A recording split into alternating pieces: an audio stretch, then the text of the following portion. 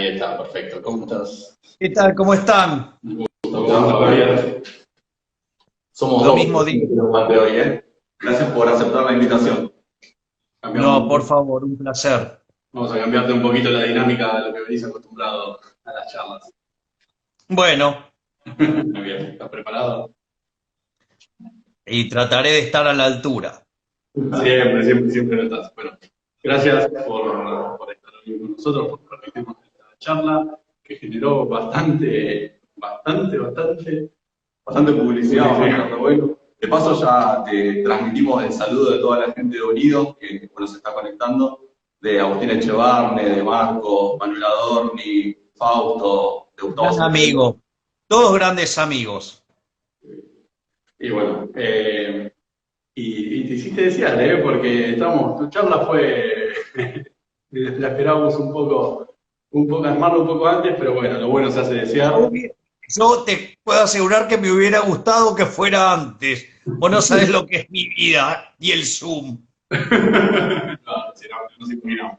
Y luego te seguimos bastante con los videos. ¿Cómo estuvo la Hay preparación hay un del montón de libro? Zooms que son a puerta cerrada. No sabés lo que es. O sea, hay días que llego a tener hasta 2 o 3 conferencias y una conferencia es muy desgastante. Imagínate tener 2 o 3. O sea, es tremendo, ¿eh? Y además vivir, ¿no? No es solo conferencia en la vida. Sí, claro. No, estamos en Pero el igual, momento viste. de la preparación de la presentación del libro, ¿no? Sí, ya está impreso el libro. Están, digamos, con el tema de la distribución. O sea, lo están distribuyendo. O sea, así que en unos días, digo, Pandenomics va a estar para que lo compren, porque ya está. O sea, es una cuestión de distribución en este momento ya. ¿En algún momento pensaste que no ibas a alcanzar a escribirlo en cuarentena? ¿O la cuarentena te dio para escribir todo el libro, incluso, si hubiese querido? Mira, la realidad es la siguiente. Cuando empezamos con la cuarentena, me vino bien el tiempo para terminar de escribir un libro que escribí con Mariano Fernández. Básicamente tomamos el Desenmascarando la mentira keynesiana que yo ya había publicado y le hicimos 3 extensiones. Le hicimos la respuesta keynesiana, hicimos las extensiones en temas de dinero y crecimiento y toda la literatura de crecimiento hasta llegar a la teoría de los ciclos reales y le hicimos la extensión del debate en economías abiertas. Con lo cual quedó un tremendo, tremendo libro que obviamente que por las características del libro y por la situación, digamos, por la que están atravesando todas las editoriales, probablemente salga el año que viene. Y ustedes piensen que, digamos, o sea, salir con un libro de esas características a esta altura del año y digo, es bastante complicado en términos comerciales. Claro. Pero y cuando terminamos ese libro con Mariano, me llamó directamente el dueño de la editorial y me dijo, mira, él obviamente se imaginarán que sigue cada una de las cosas que voy publicando y que voy haciendo y todo. O sea, porque eh, el año pasado, si no hubiera sido por el libro de Cristina, hubiéramos sido el libro más vendido de la Argentina. O sea, sí, claro, vendimos más de 50.000 libros. O sea, es más, les paso algunos datos. El, las ventas cayeron 40% nominalmente. Y si ustedes piensan que la inflación del año pasado fue del 50, tendría que haber estado en 150 y se vendieron 60. Y eso aún contemplando el éxito editorial del libro de Cristina, que vendió 350.000 350.000 ejemplares. Digo, algo que digo, no existe en la actualidad. Y ustedes piensen que un libro de economía vende 1.000, 2.000, 3.000. Y nosotros publicamos un libro que era bastante más caro que sus competidores, un libro grande, voluminoso y además con muchas ecuaciones, con cuadros, con números, o sea que gráficos, o sea, fue bueno, ¿qué les voy a explicar? Bueno, lo tienen ahí, digamos, o sea. y, y bueno, y a pesar de eso, digamos, logramos vender más de 50.000 ejemplares y si no hubiera sido por el libro de Cristina, que es un éxito editorial verdaderamente fabuloso lo que logró, o sea, hubiéramos sido el libro más vendido de Argentina. Pero bueno, la vida quiso que Cristina publicara sinceramente nos dejó segundo, pero bueno. Mi pregunta es, ¿vos leíste el libro de Cristina? O la otra pregunta de Cristina, ¿habrá leído tu libro? No, creo que ahí la cuestión es recíproca. Imaginé. La verdad que el libro está muy bueno, se lee bastante fácil, está muy bien armado. Y la parte de las ecuaciones, de los gráficos, cuesta entenderlo, pero la verdad que se entiende. Mira, está armado de modo tal que aun cuando vos no sepas de la matemática, puedas acceder al resultado de todos modos. Digo, yo de hecho muchas veces señalo, pensar, digo, el que no está, digamos, acostumbrado al lenguaje formal de la matemática, que lo miren como si fueran dibujitos, o sea, eso casi como que te diría que es un parroquial para los colegas y que vos lo podés leer como si, digamos, el truco está explicado tal que si no lees la matemática lo podés asimilar igual. O sea, eso yo, digamos, siempre digo, soy un agradecido a la vida, agradecido a Dios que por ejemplo, los buenos docentes que me han tocado en la vida, ¿no? Entonces, por ejemplo, en el Ditela yo tenía profesores como Diego Real o Pablo Ascue, que son tremendos matemáticos, y los matemáticos tienen un gran talento para convertir la matemática, explicártela en un formato, pero como para niños. Entonces, y eso, digamos, era lo que yo hacía cuando daba mi curso de economía matemática, que yo era profesor por concurso de oposición, digamos, era profesor titular por concurso de oposición en UADE, por ejemplo. Digamos, que vendría a ser como, con todas las matemáticas previas, era como matemática 5, matemática 6, algo así, era como... Así es que en ese sentido, eso hace que, digamos, cuando hay que poner la matemática, a mí, digamos, me resulta muy fácil de traducir, ¿no? Y la verdad que cuando, no solo con las matemáticas, sino con analogías que usás para explicar cuestiones económicas, sos muy claro. Y yo creo que eso es muy importante para que llegues a la gente de la forma en la que vos lo haces. Bueno, pero eso, digamos, por eso se debe también a no solo, digamos, con los matemáticos que tuve la suerte y la dicha de estudiar, sino que, por ejemplo, yo me juntaba a almorzar una vez cada 3 semanas, en promedio, con Juan Carlos de Pablo.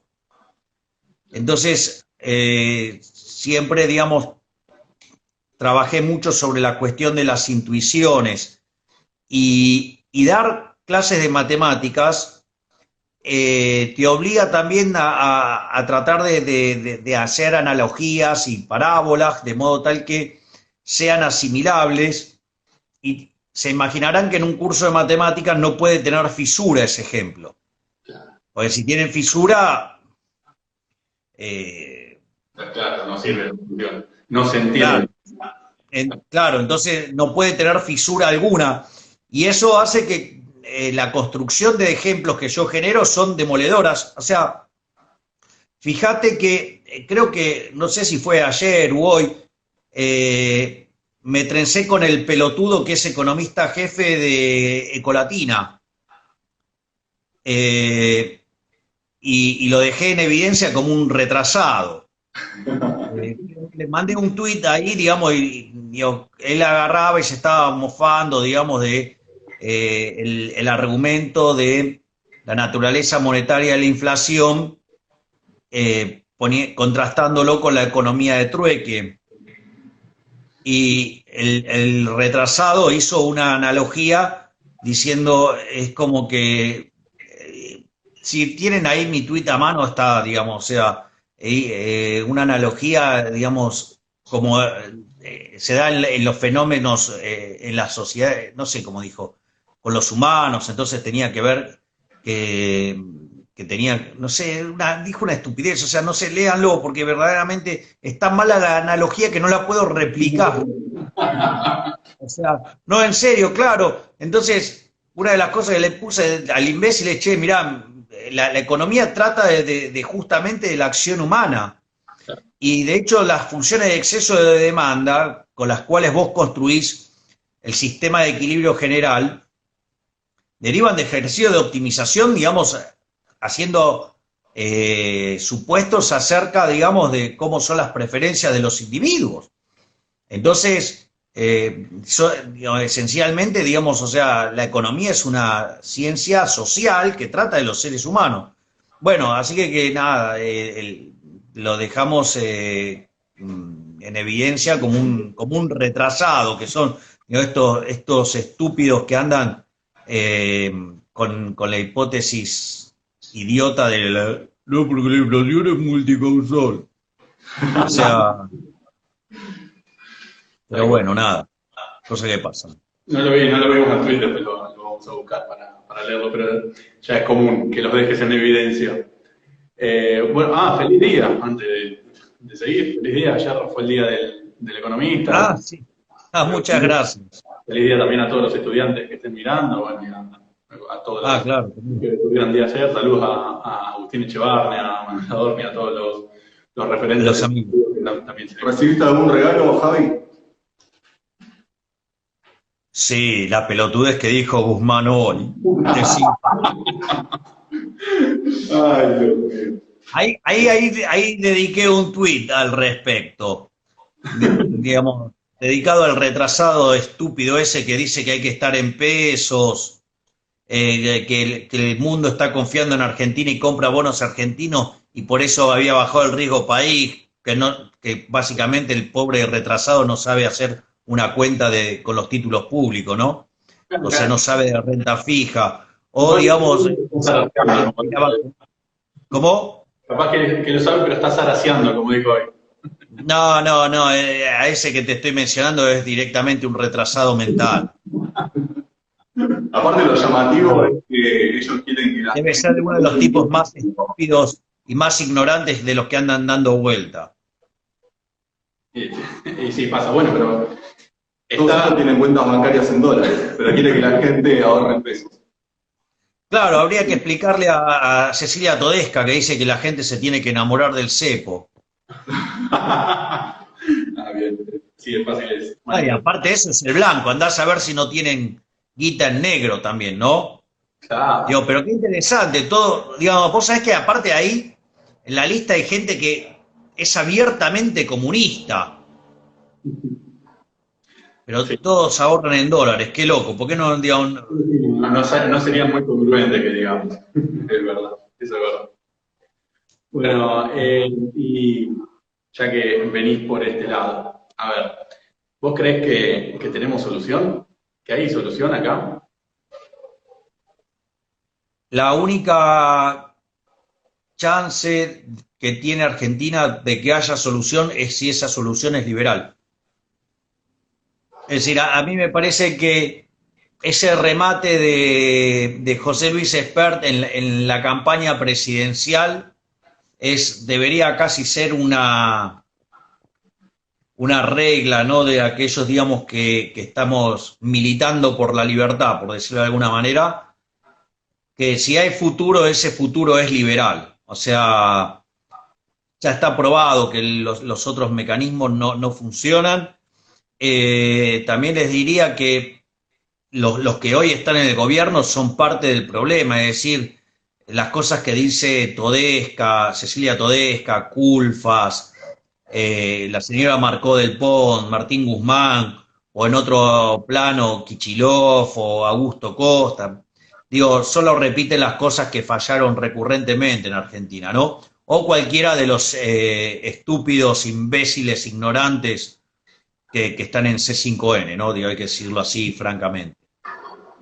Pero lo repiten, tienen una determinada baja de línea.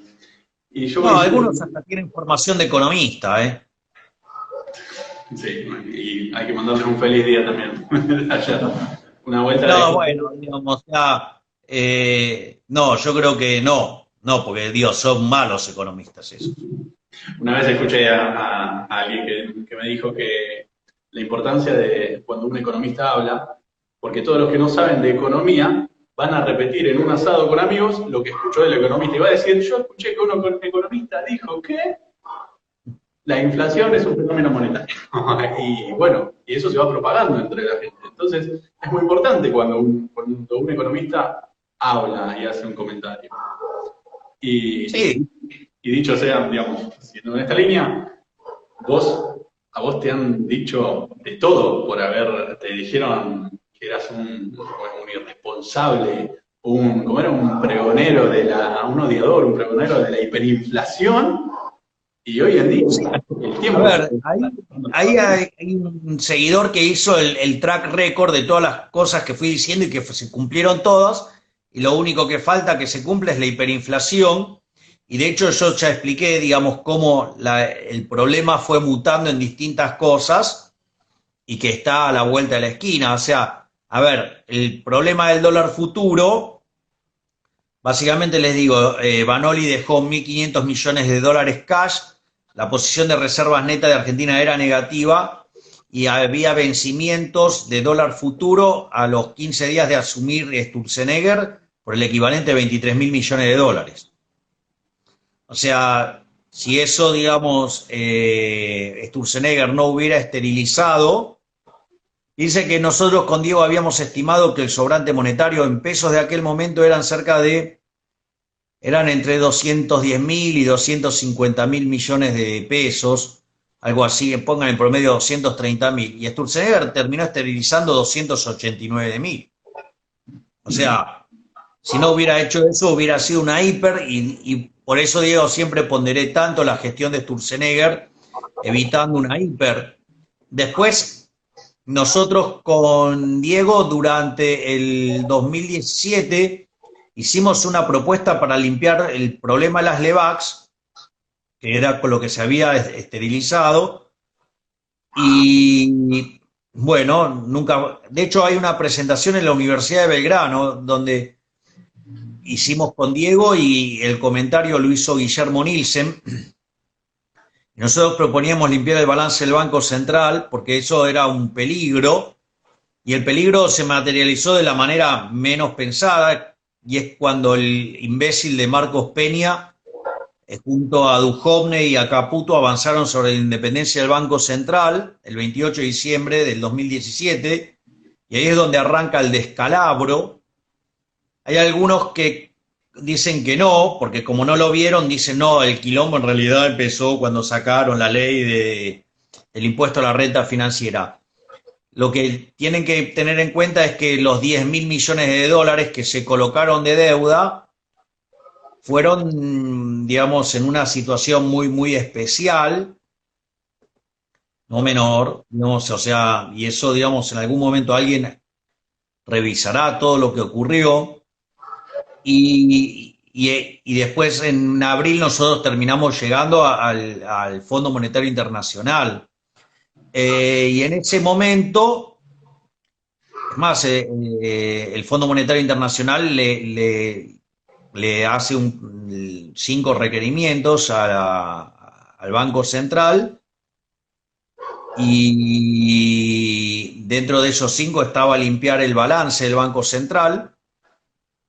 Es más, en un momento también, digamos, pide más independencia al Banco Central, cosa que firman Duhovne y Sturzenegger, y cuando Sturzenegger quiere limpiar las Levax y hacer ese canje para limpiar el balance del Banco Central, lo echan a Sturzenegger y casualmente ponen al mando del Banco Central a un incompetente como Caputo, que era el tipo, digamos, está bien, para colocar deuda, todo genial, pero para manejar el Banco Central no. Y es muy loco porque Caputo se gasta en 2 meses 15.000 millones de dólares y no arregla el problema de las Levax. Digamos, mientras que esa deuda que se había colocado a inicio del año en pesos, digamos, se va ejecutando, se va pagando y bueno, y va contra dólares. Entonces, cuando llega Sandleris, ya el Banco Central había perdido cerca de 21.000 millones de dólares. Si vos haces el contrafáctico de eso, hay toda una familia de modelos de finales de la década del 70, inicio de la década del 80, que te permite calcular el contrafáctico, y si no hubiera sido por esa monstruosa cantidad de venta de dólares, la inflación hubiera sido del 500%. Y no solo eso, porque después, cuando asume Sandleris, para mantener constante la cantidad de dinero y con el descalabro que había con la tasa de interés, la pelota de las LELIQ se vuelve enorme. Y mantener constante la cantidad de dinero implicaba justamente que se hiciera una pelota enorme, al margen de que no se había limpiado todo lo que se tenía que limpiar. Y cuando en el 2019, recordemos que Argentina defaultió su deuda en pesos, que es lo que, digamos, o sea, la CUNSA llamó reperfilamiento. Yo les recuerdo que eso eran equivalentes a 30.000 millones de dólares, pero expresado en pesos. ¿Ustedes qué creen que hubiera pasado si esa deuda se hubiera financiado con emisión monetaria? No sé, bueno, hubiera estado la hiper ahí. Después vino el default de la era Guzmán, que el default de moneda doméstica en el mercado local se extendió a la legislación extranjera, y después vino el arreglo. Pero si ustedes se fijan, a ver, vamos a ponerlo en terminología de Cecilia Todesca, que dice que el tipo de cambio determina el nivel de precios. Yo no creo eso está mal, básicamente porque son precios de determinado precio, entonces es un problema de circularidad, no tiene solución matemática. Salvo que ustedes fijen el tipo de cambio, entonces la cantidad de dinero queda determinada de modo endógeno. Pero ¿cuál es el problema? El problema es que si ustedes fijan el tipo de cambio y determinan la cantidad de dinero la determinan discrecionalmente, pierden reservas. Entonces, digamos, ¿qué hacen? Ponen cepo. Entonces hacen combinaciones de cada vez cepo más fuerte con cada vez menos reservas. Entonces, yo le diría a Cecilia Todesca que explique cuál es entonces la situación de Argentina para acá adelante, porque, primero, bueno, ella tocó 150 al contado con liqui, ¿no?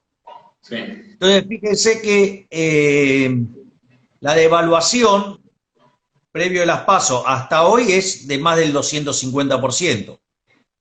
Entonces, habría que avisarle a Cecilia Todesca que hay un problema de inflación subyacente de 250% por lo menos. O la otra cosa, ¿no? Digamos que tiene que ver con el tipo de cambio del convertible, que esto, digamos, es una versión exagerada, digo, ahora voy a explicar por qué es exagerada. Pero si ustedes toman la cantidad de pasivos monetarios de Argentina, que tienen 2.3 billones de base monetaria y 2.5 billones de LELIQs más PASE, estamos en el orden de los 4.8 billones de pesos. Y supuestamente, si había 2.000 millones de dólares de reserva neta, que ya no los hay, le aviso que en septiembre, en los primeros 17 días de septiembre, se perdieron 1.300 millones de dólares de reserva. Sí. De ahí el super cepo. Pero si lo toman contra los 2.000 millones de dólares, el tipo de cambio de cobertura de eso le da 1.400. Entonces, preguntarle a la señora Cecilia Todesca qué opina, digamos, del tipo de cambio determinando el nivel de precios. O sea, No estaría haciendo. aparte, digamos, si se quedan sin reserva es infinito, ¿no? Sigue Entonces, creciendo la base monetaria.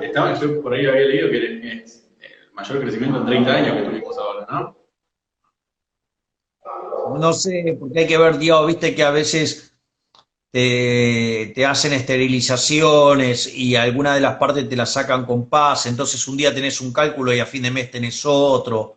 Claro. Entonces, digo, es como que, Y el viernes es otro, es así, es argentino. claro, porque la posición de pases también es grande, entonces de repente te mueven las cuentas de un lado al otro y vos, eso digamos, una vez se lo marqué al estúpido de Manuel Álvarez Agís. ¿Se acuerdan que un día estaba en Novares y decía que el dólar en 60 estaba carísimo, pero carísimo, que ni siquiera hacía falta ningún tipo de restricción, que podía estar libre y que además el Banco Central estaba gordo de reservas? Anda a la concha de tu madre, Álvarez Agís, pedazo de pelotudo. Ahí tenés. ¿Qué opina con ¿Eh? el dólar a 150? A ver qué dice. Claro. Y bueno, va a ser lo mismo. ¿No viste que el retrasado mental que decía que había que estar en pesos salió después en otro programa a reforzar el argumento que había que estar en pesos, que él confiaba en el peso? Es más, dijo que los títulos públicos, una barbaridad. Hoy ya, digamos, pasamos al nivel de riesgo país de Congo. Y además dijo que confiaba en Guzmán, que previo a presentar el presupuesto dijo que iba a saciar. Vale. Pero Congo no tiene Copa del Mundo, no sabe. No nos podemos comparar. Igual la culpa de todo para ellos es la pandemia y es Macri. Siempre tiene el mismo relato. Sí, pero eso es falso. Totalmente. Claro, eso es falso, porque el problema es que Argentina tiene una de las 3 caídas del PBI más grandes del mundo. Argentina tiene está segunda en el índice de miseria y tiene la tercera inflación más alta del mundo, en un contexto donde además Argentina, teniendo la cuarentena más larga y más profunda del mundo, está en el grupo del 10% de los países con más muertos por millón de habitantes. O sea, un fracaso, pero escandaloso. Y, si ustedes quieren, le explico, digamos, por qué está mal el argumento.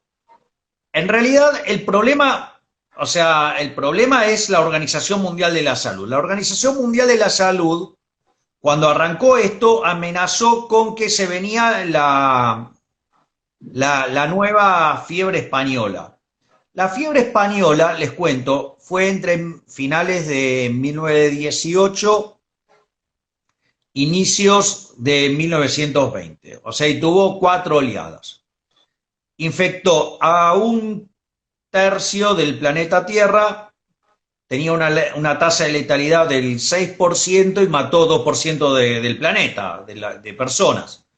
Algo así como 39 millones de seres humanos, para ser más precisos. Si ustedes hubieran tenido en este momento una peste española, una fiebre española, deberíamos haber visto 2.600 millones de seres humanos infectados y deberíamos haber visto, además de las 60 millones de personas que mueren regularmente en el planeta Tierra en un año normal, a eso se debería haber sumado 160 millones de seres humanos más.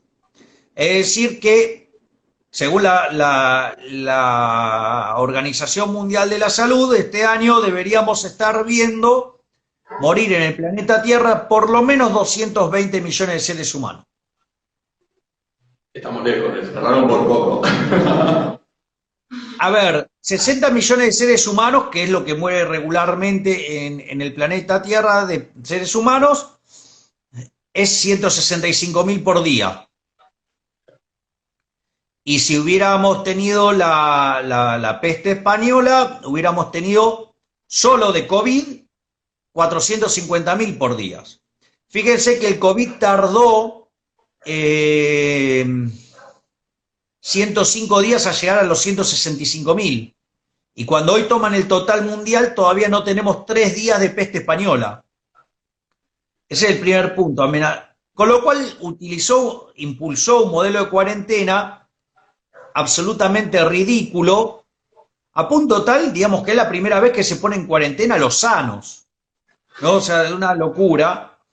Pero al margen de esa locura de poner en cuarentena a los sanos y no a los grupos de riesgo y a los infectados, o sea, digo, al margen de ese disparate, Robert Barro, junto a Ursúa y Wen, básicamente hicieron un trabajo midiendo el impacto del coronavirus, acorde a lo que decía la Organización Mundial de la Salud, que se iba a parecer a la fiebre española.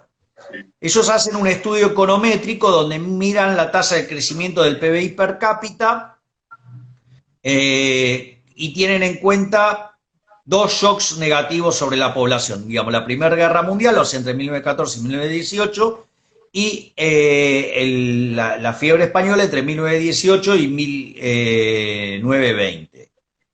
O sea, son series que tienen todos ceros, salvo la cantidad de muertos que se toman lugar en cada año.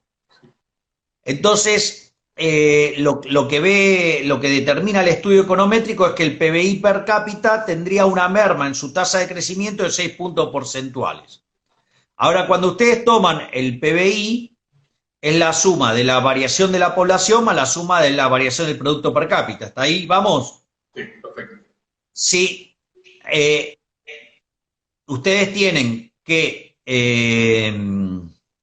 se iba a morir 2% de la población y la población crece 1, ¿sí? Por la lógica natural, ahí tienen menos 1, ¿sí o no? O sea, la población crece 1.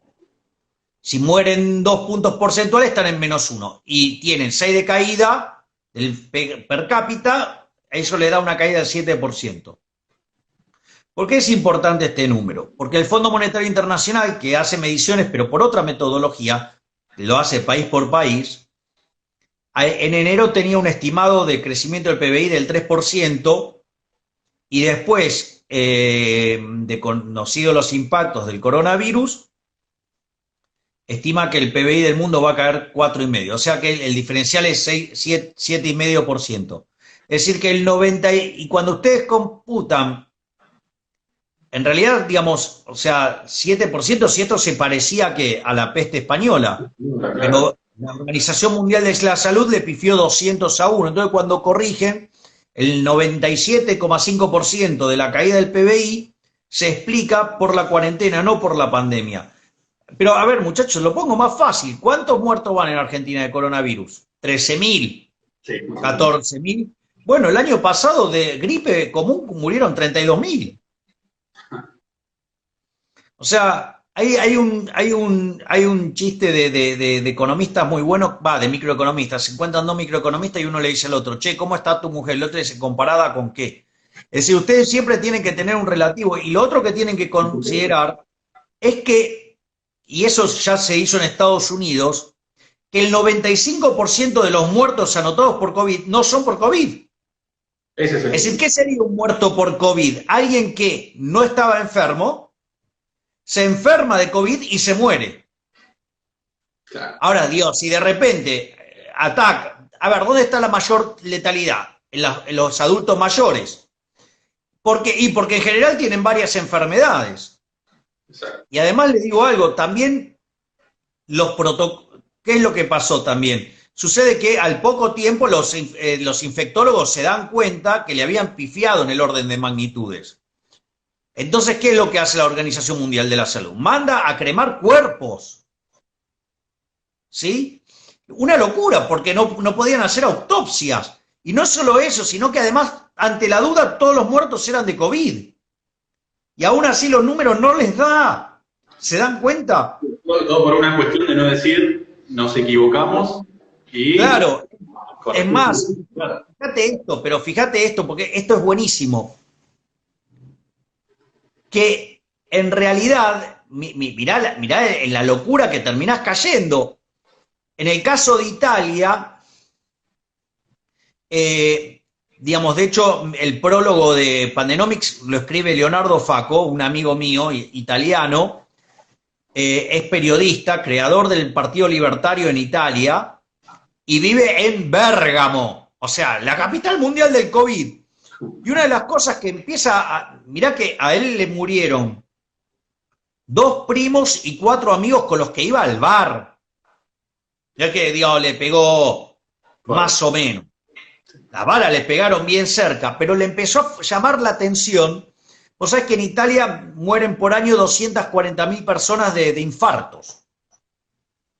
Y le llamaba la atención que cuando apareció el COVID nadie moría de infarto. Cero. Y todos los muertos eran todos muertos de COVID, no había muertos de otra cosa, una cosa muy rara. Entonces él escribió en un libro que se llama Estado de Pavura, y bueno, ahí él convoca a 30 especialistas italianos, hay, digamos, es un libro de 450 hojas, y explican, digamos, la farsa del coronavirus, y hay varios médicos italianos que una de las cosas que hicieron es, aún a riesgo de perder sus matrículas, empezaron a hacer autopsias. Y ahí se dieron cuenta que las mismas recomendaciones que daba la Organización Mundial de la Salud podía terminar matando a la gente. Claro. Y claro, no, es muy impresionante, Recomiendo, mira, yo hice un vivo con Leonardo que está, no sé si está guardado en mi Instagram, que es impresionante, y digamos, y también está el libro de Leonardo, digamos, es impresionante, y si quieren, digamos, les hago el contacto para que hagan un vivo con Leonardo, porque es mundial, o sea, después del caso italiano y no lo puede creer, dices, no, es una locura. Bueno, esa locura en Argentina fue exacerbada. Claro. Digo, porque es la cuarentena más larga y más profunda del mundo. O sea, en Italia tuvieron 70 días de cuarentena, un número así parecido. Entonces, a lo que voy es que, entonces ahora, ¿en qué se escudan los infectólogos de mierda? No, lo que pasa es que ustedes en realidad ven un número, pero ese número hay que multiplicarlo por 10.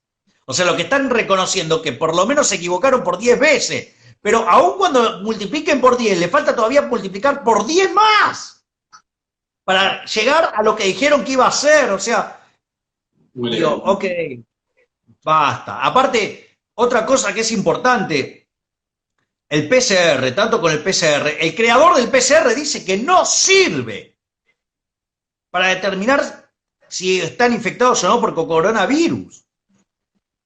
Entonces, digo, pero no es que lo digo yo, lo dice el creador de la prueba, del test. Bueno, entonces, ¿qué quiere que le diga, muchacho?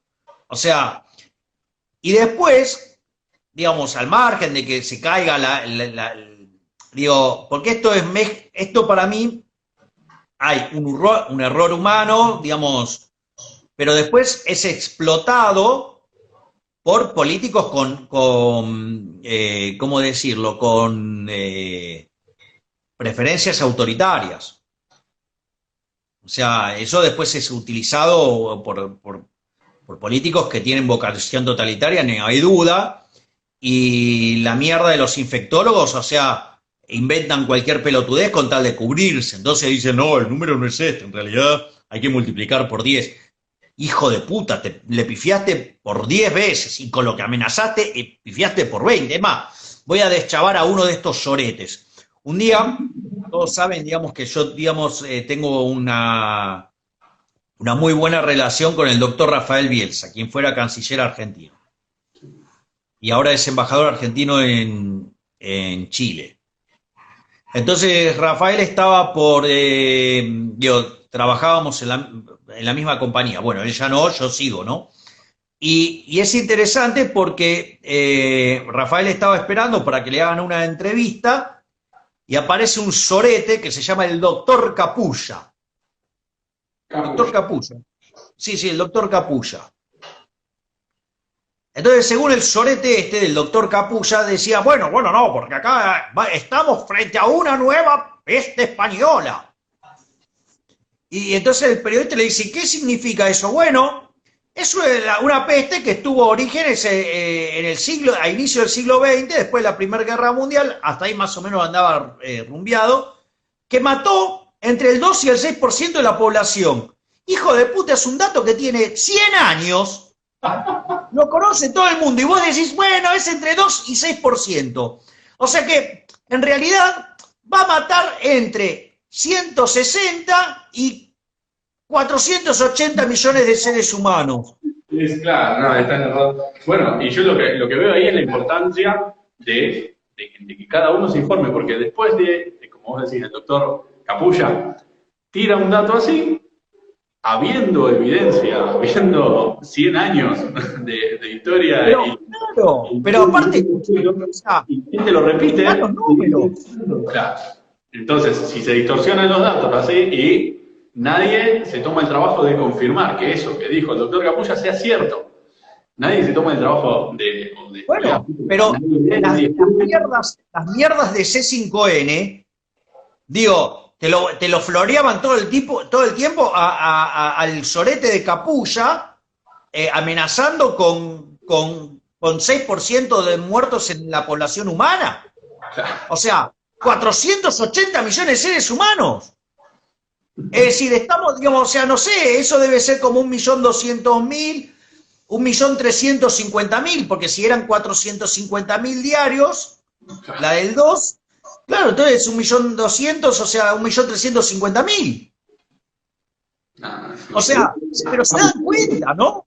Creo que después de tanto tiempo en cuarentena y después de que el gobierno no se quiere hacer cargo, que fracasó tanto en la parte económica como en la parte sanitaria, queda en evidencia cuál era su real objetivo después de todas las cosas que trataban de hacer en estos días, mientras nos tenían a todos encerrados. Por ejemplo, la reforma judicial. Sí, yo creo que,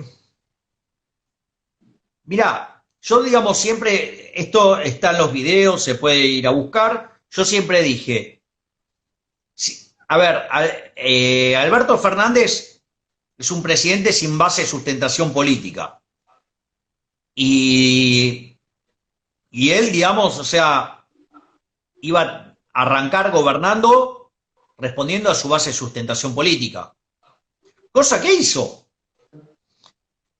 Y no vas a saber quién es el verdadero Alberto Fernández hasta que estalle y te pegues la piña. Porque la realidad, de hecho, si ustedes fijan, están todo el tiempo tirándole con el archivo por la cabeza. Es raro, ¿no? Semejante archivo que haya sido compañero de fórmula. Bueno, pero por eso, entonces lo que digo es lo siguiente. Ahora, frente a esa situación, él se debía a su base de sustentación política e iba a hacer eso. O lo pongo en otros términos. Y yo esto también lo dije públicamente. Supongamos que Alberto Fernández no es Alberto Fernández. ¿Saben qué? Es Murray Newton Rothbard. Pregunta, ¿ustedes creen que teniendo a la señora al lado podría haber aplicado un programa con miras de llegar al anarcocapitalismo? Y no, yo creo que no. Es muy difícil. No, yo creo que no. De hecho, queda en evidencia porque, como dijo el otro día un senador, la agenda política, la agenda del Senado no es la agenda de los argentinos, no, y mucho menos. No, bueno, está bien, pero ese es otro problema. A ver, lo que yo quiero decir es, por no tener base de sustentación política, él tenía que arrancar haciendo populismo. El problema es que cuando llega el problema de la pandemia y adopta la primer cuarentena, que uno la puede entender, la lógica de la primer cuarentena es perfectamente entendible, es entendible con reparos la segunda extensión, pero cuando uno empezó a escuchar a la mierda de la infectocracia, se dio cuenta que esos tipos nos podían llevar a un desastre. Obviamente que cuando empezamos a levantar la voz, algunos que veíamos lo que pasaba en el resto del mundo, recuerden que teníamos 4 meses de learning previo.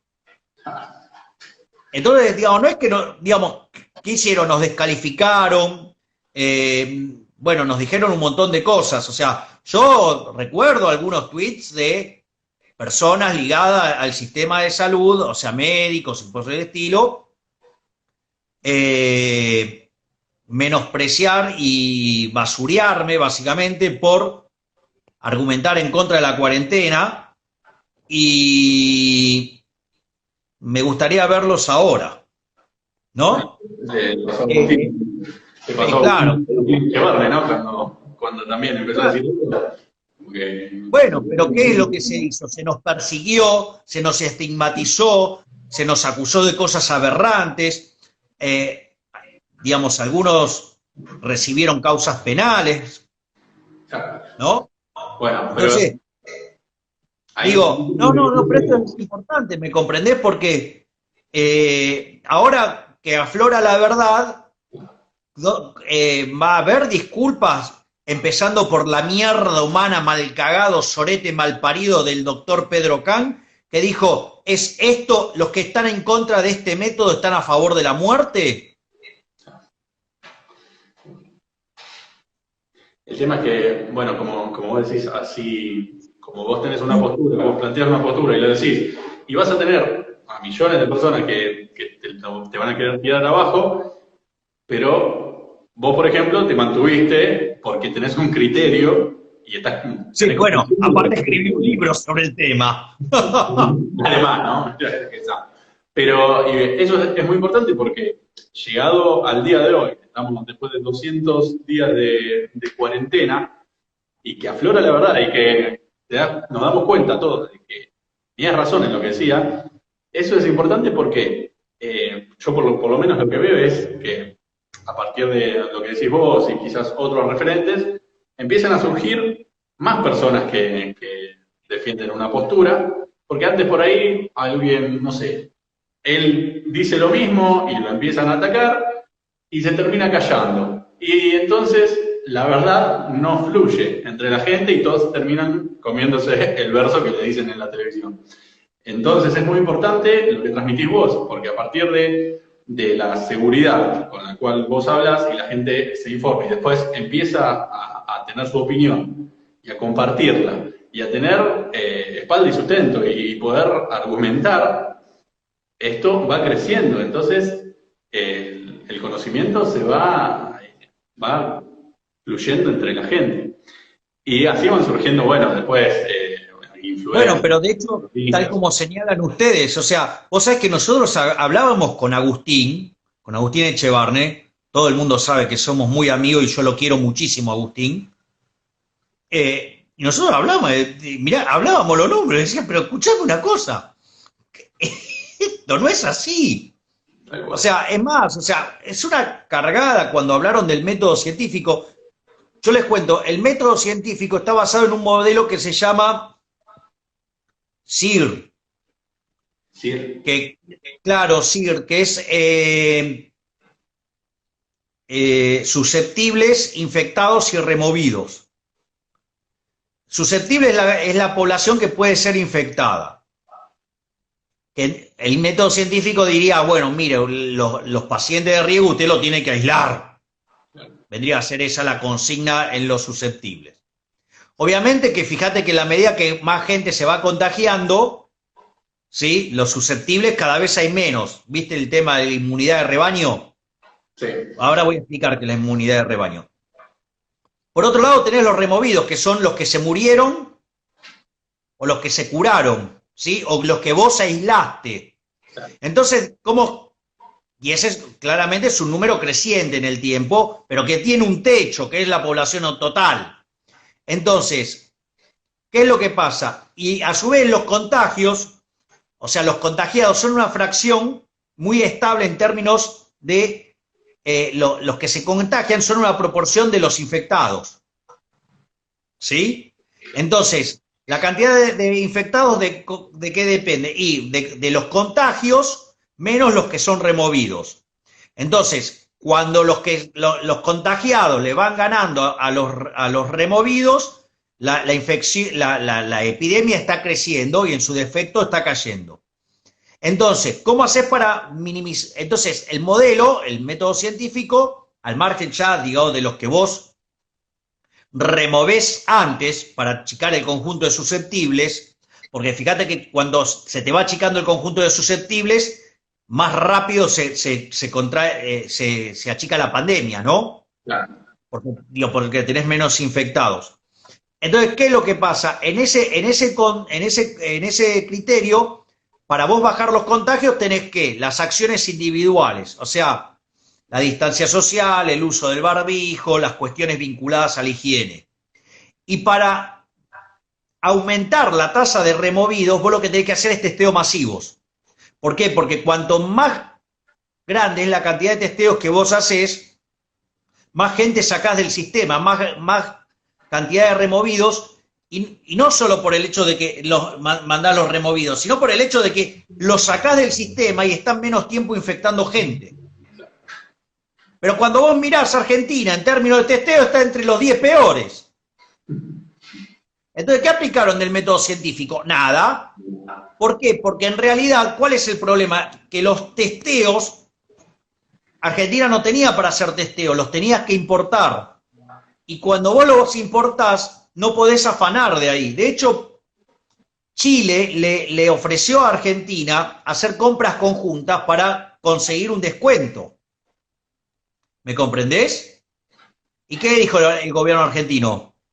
¡No! De hecho, ¿qué hizo el gobierno argentino? Priorizó pagarle a la mierda de los políticos, porque ¿qué dijo Alberto Fernández? No, la nuestra no la tocamos. Priorizó incrementar el aparato clientelístico, 9 millones de IFE, priorizó hacer obra pública, o sea, mejorar la infraestructura, quiere decir que, digamos, desde el verso que arrancó con el fracasado hiperinflacionario Chascomús, el peor presidente de la historia argentina, Alfonsín, que con la democracia se come, se vive, se educa, bueno, se cura, bueno, no se cura un carajo, porque entonces, digamos, o sea, el sistema no estaba en condiciones de responder, si no hubiera sido por el lado privado, ya sea las prepagas y las obras sociales de los sindicatos, esto colapsaba para el culo. Y por otra parte,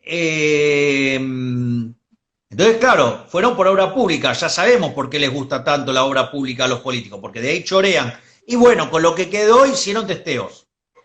Claro. Por eso tenemos una tasa de positivos en los testeos, una de las más altas del mundo, ¿no? Claro, porque tenemos pocos testeos. Pero Argentina testea poco porque, claro, porque digamos, pueden robar menos con eso. Claro.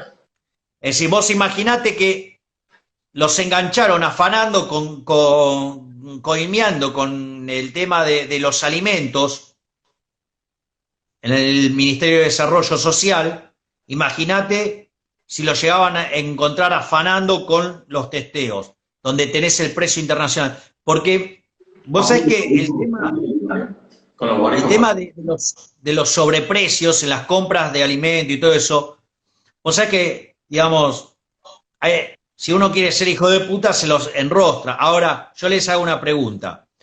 Ustedes van a una licitación, ¿sí?, con el Estado, y el Estado agarra, les compra hoy y les paga de acá a un año si le pagan. Porque no sea cosa que lleguen a entrar en el concepto de deuda flotante, o sea, un libramiento impago. ¿Sí? Entonces, ¿ustedes qué hacen? ¿Le ponen el precio cash o infieren toda la que van a perder con toda la inflación del medio? Claro.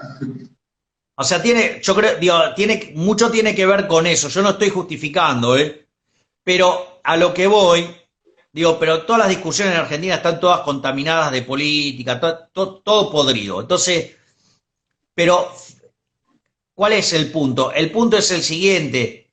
Pero en el caso de los testeos, como era en moneda extranjera, no está ese margen de error, ¿me comprenden? Y ahí el choreo hubiera saltado muy evidente.